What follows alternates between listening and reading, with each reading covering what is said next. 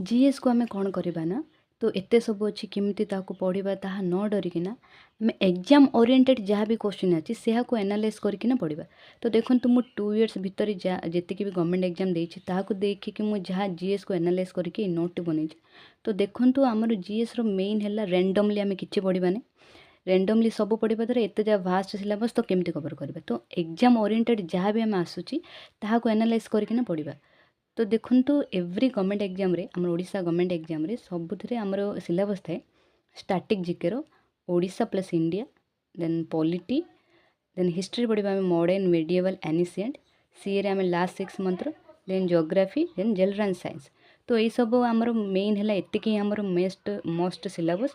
Then आम practice केमती करवा ना डेली 20टा क्वेश्चंस पीवाईक्यू आम सब एव्री गवर्नमेंट एग्जाम जहाँ भी आम ओडिशार आपड़ जदि पारुचंदी तो आपड़ करेंगे ना पीवाईक्यू सब नोट करेंगे।